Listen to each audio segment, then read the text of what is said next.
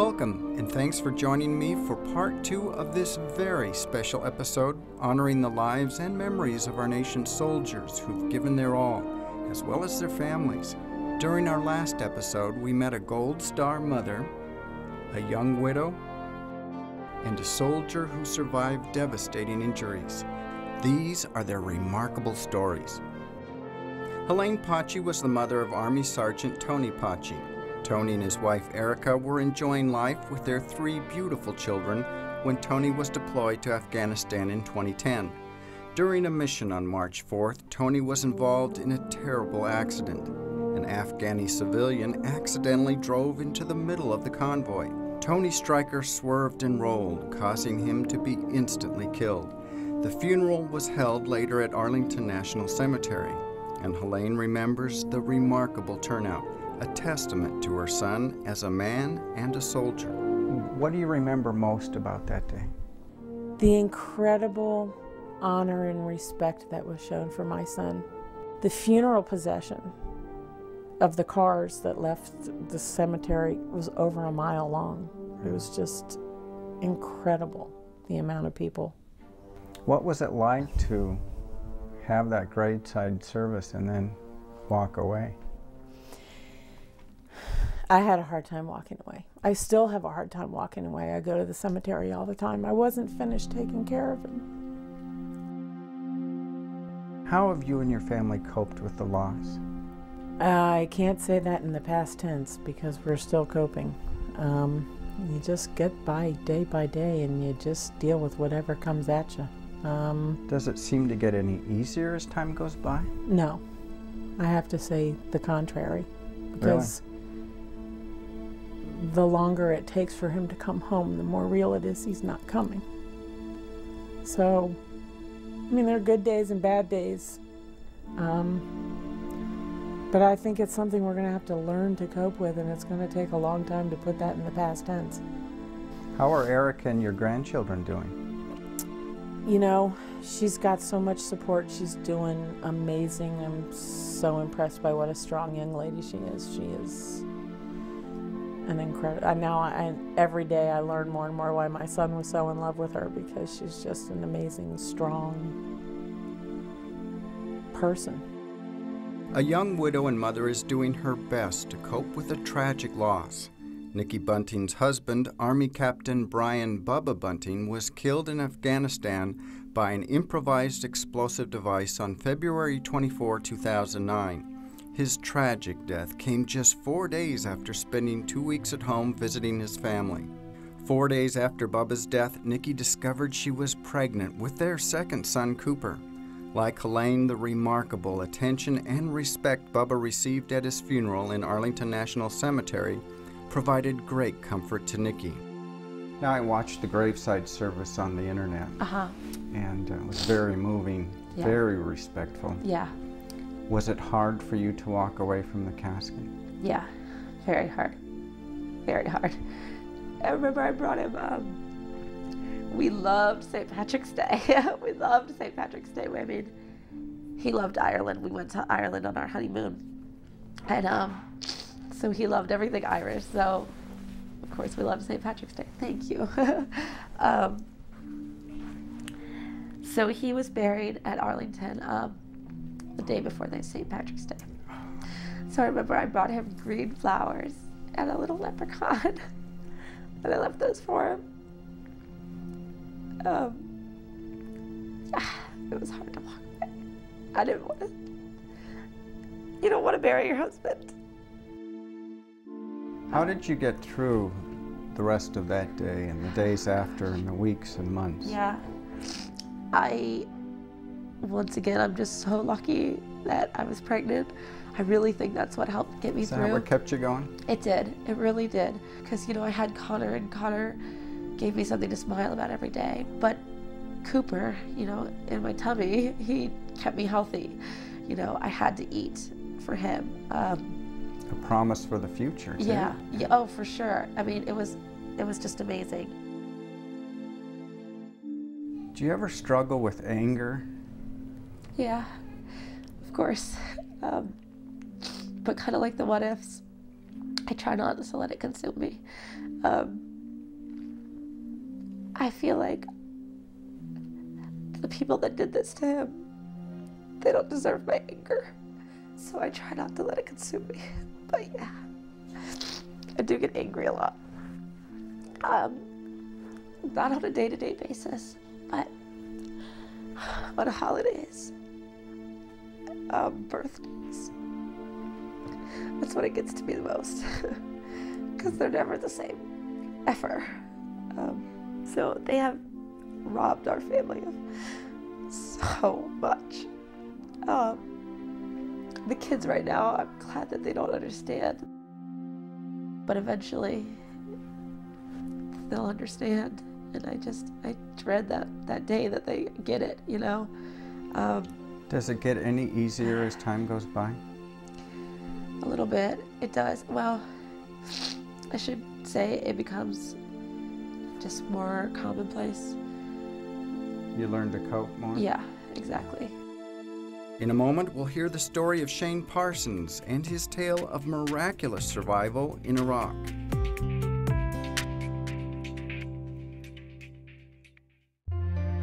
Look around you. We're surrounded by people who courageously face difficult obstacles life has thrown in their paths. Tune in each week to meet people who show there are positive, godly solutions to tough, critical situations. This Emmy Award-winning show tackles challenging life issues such as abortion, stem cell research, and adoption, and shows every human life is valuable and precious. Join us for inspiring stories of people facing life head-on.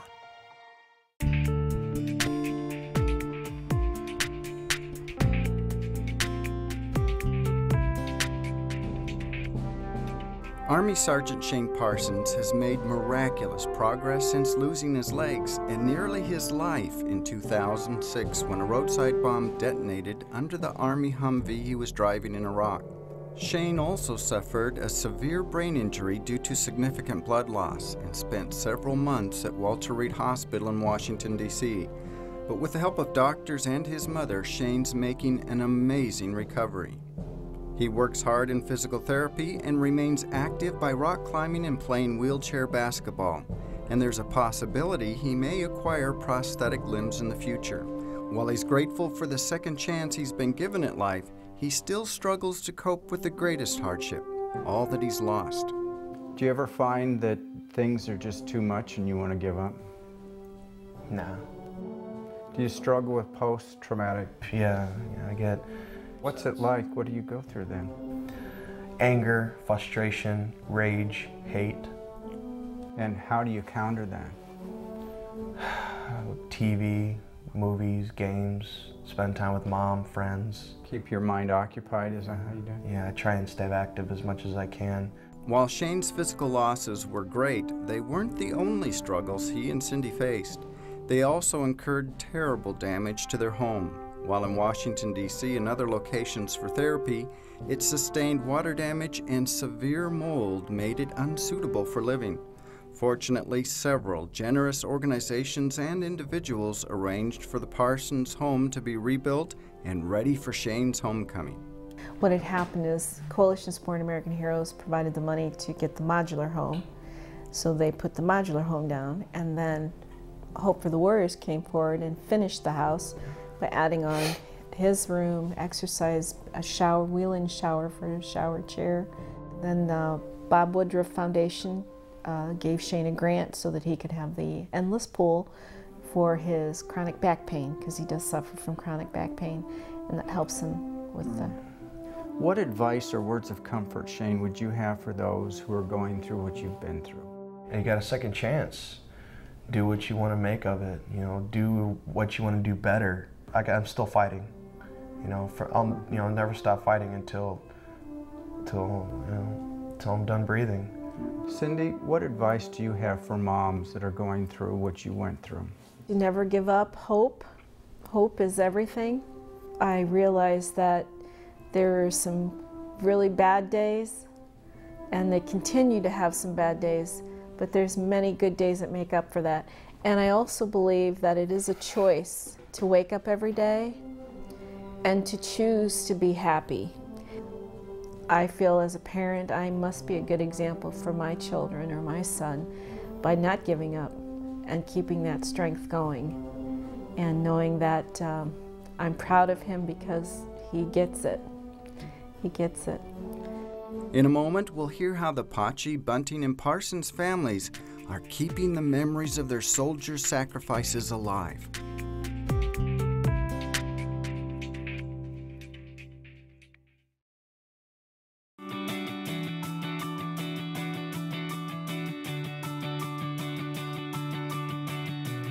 Whether you're a student needing answers, a parent needing help, or a concerned citizen wanting to make a difference, Life Issues Institute has the resources you need to put your values into action.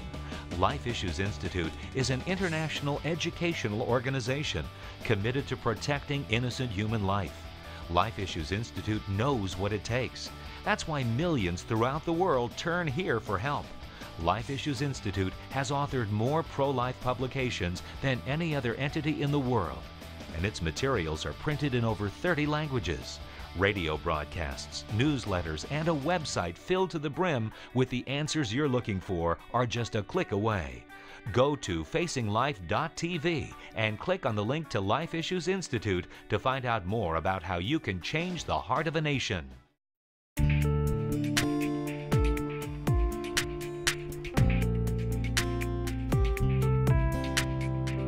One of the concerns for families of fallen soldiers is that their soldier's sacrifice will be forgotten.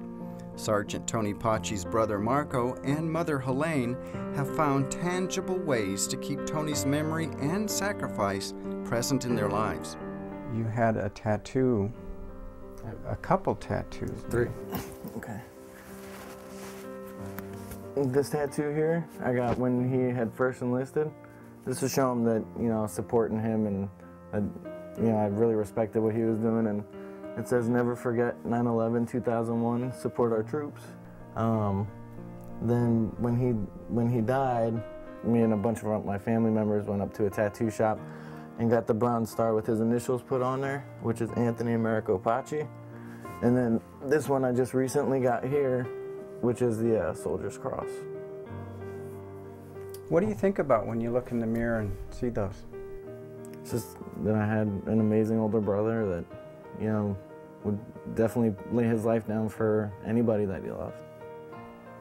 Did your mom get a tattoo also? Mom got a gold star pendant. Oh.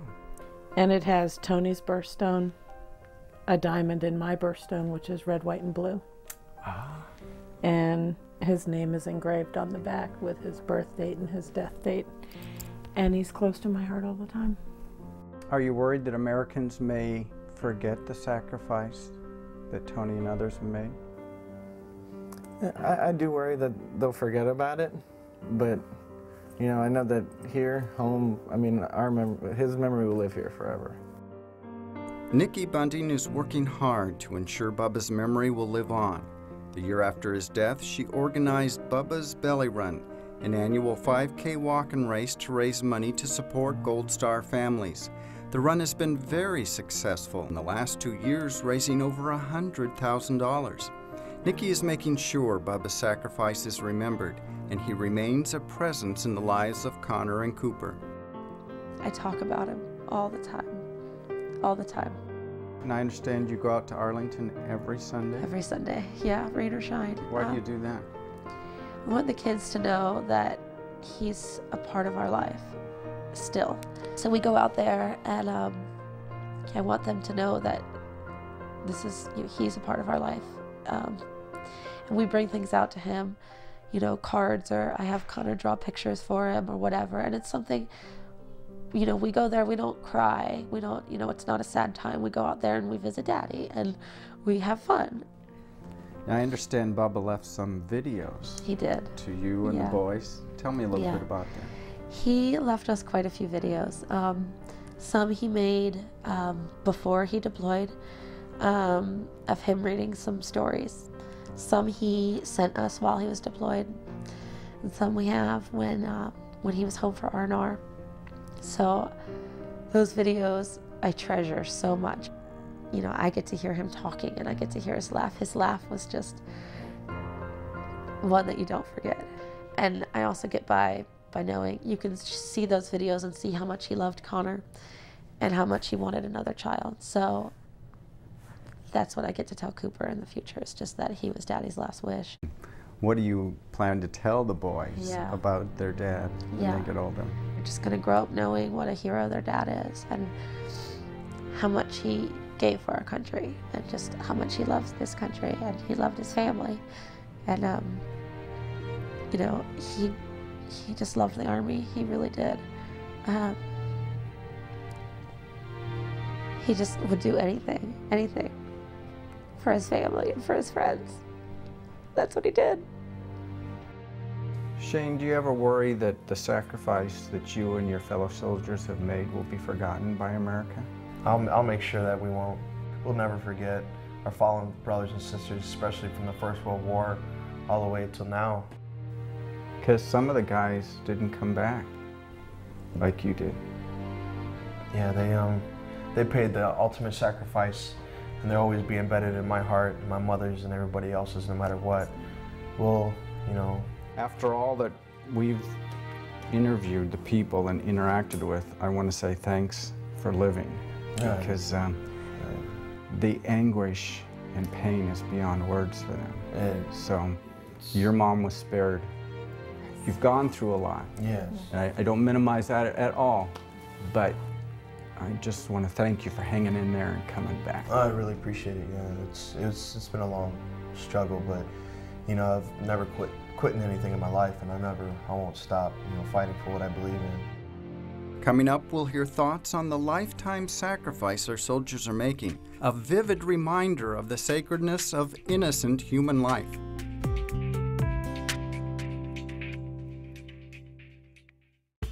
Look around you.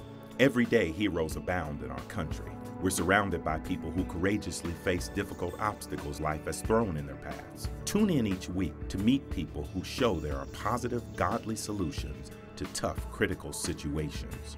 We'll tackle challenging life issues such as abortion, stem cell research, adoption, and abstinence, and show that every human life is valuable and precious. Join us for inspiring stories of people facing life head-on.